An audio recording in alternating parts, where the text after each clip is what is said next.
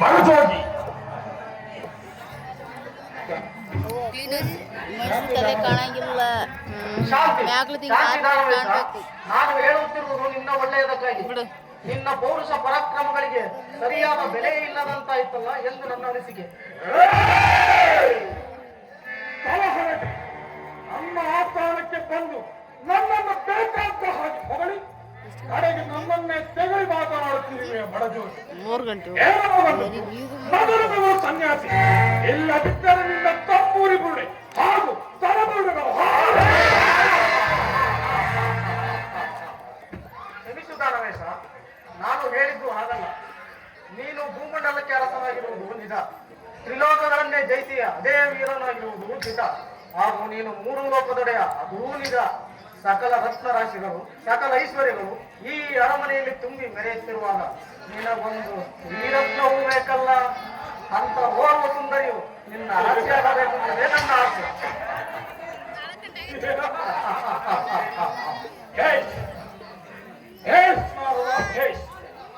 ನಿನ್ನ ಮಾತು ನಿಜವಾಗಿ ಮೆಚ್ಚಿನ ನಿನ್ನ ಮಾತಿನ ಚಮತ್ಕಾರಕ್ಕೆ.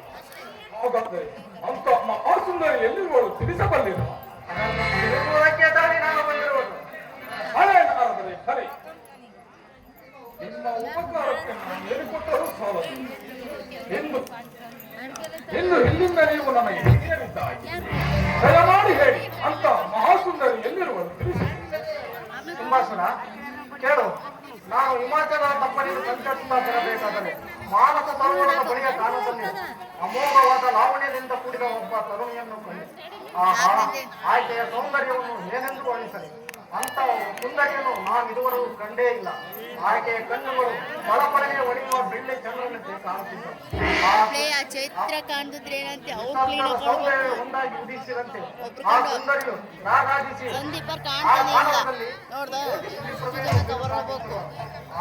ಆ ಸೌಂದರ್ಯವತಿಯನ್ನು ಕಂಡು ಹೀಗೆ ಶುಂಭ ಚಕ್ರವರ್ತಿಗೆ ಅರಸಿಯರು ಯೋಚನೆ ಎಂದು ಯೋಚಿಸಿ ಮಗು ಅವಸರದಿಂದ ಇಲ್ಲಿಗೆ ಬಂದ.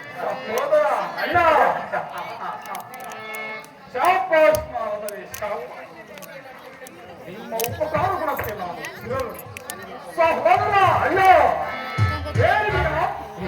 ಮಾನವರು ಹೇಳಿದ ವಿಚಾರವನ್ನು ಇಂದು ನಮ್ಮ ಆನಂದಕ್ಕೆ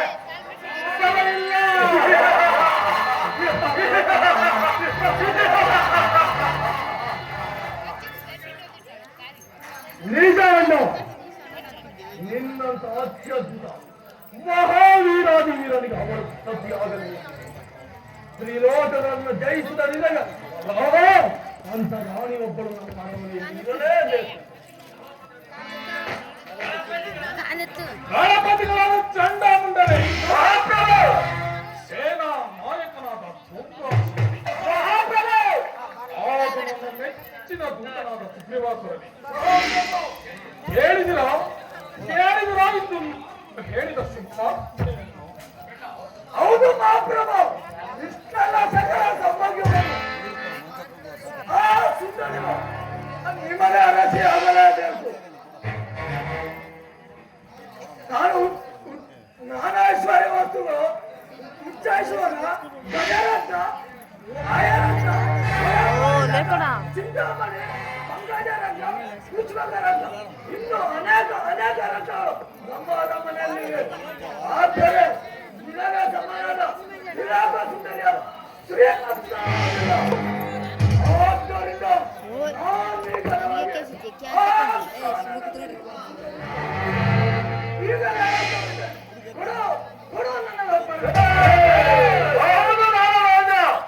ಈ ಚಂಡ ಮುಂಡರಿಗೆ ಆಜ್ಞೆ ಇಟ್ಟರೆ ಹಿಮಾಚಲಕ್ಕೆ ಹೋಗಿ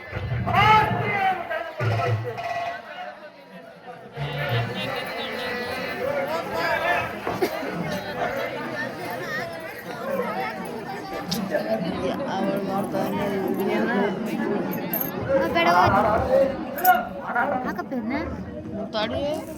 ಹೌದು ದಾನವೇಂದ್ರ, ಈ ಚಂಡ ಮುಂಡರಿಗೆ ಆಜ್ಞೆ ಇಟ್ಟರೆ ಕ್ಷಣದಲ್ಲಿ ಆ ಹಿಮಾಚಲಕ್ಕೆ ಹೋಗಿ ಅವರನ್ನು ಕಳೆದುಕೊಂಡು ಬರ್ತೇನೆ. ಸರ್ವ ದೇವರು ದೇವತೆಗಳಿಗೆ ನೀನೇ ಅರ್ಥದ ಮೇಲೆ ಆ ಕ್ರಿಯೆಯನ್ನು ಆಗಲೇಬೇಕು.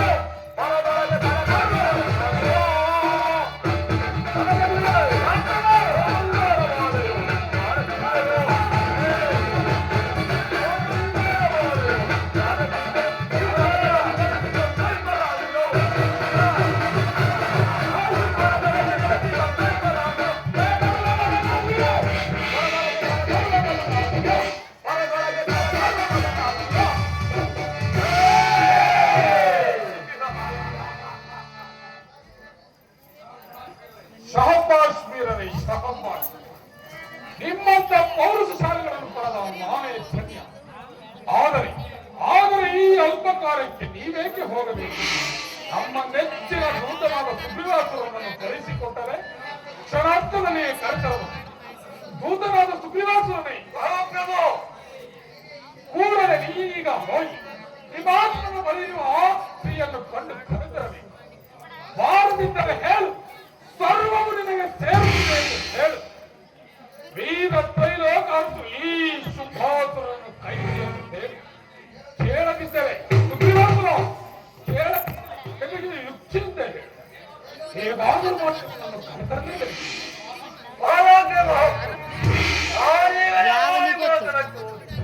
ಆಸ್ತಿಗಳನ್ನು ಕರೆದುಕೊಂಡು ಬಂದಿದ್ದೇನೆ. ನನ್ನನ್ನು ಆಶೀರ್ವದಿಸಿದರೆ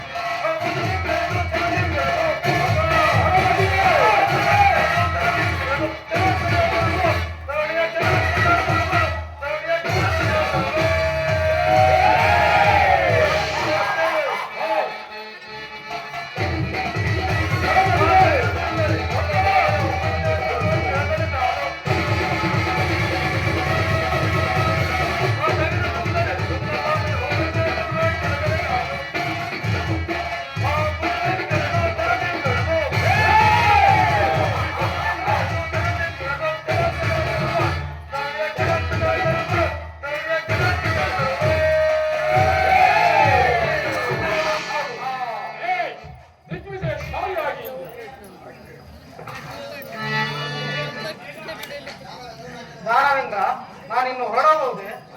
ಹೋಗಿ ಬನ್ನಿ ಪೂಜೆ. ಆದರೆ ಹಾಗಿದ್ದಾಗೆ ನೀವು ನಮ್ಮ ಅರಮನೆಗೆ ಬರುತ್ತಿರಬೇಕು. ಓಹೋ, ಅಗತ್ಯವಾಗಿ ಬರುತ್ತೇನೆ. ಸಂತೋಷ. ಹೋಗಿ ಬನ್ನಿ.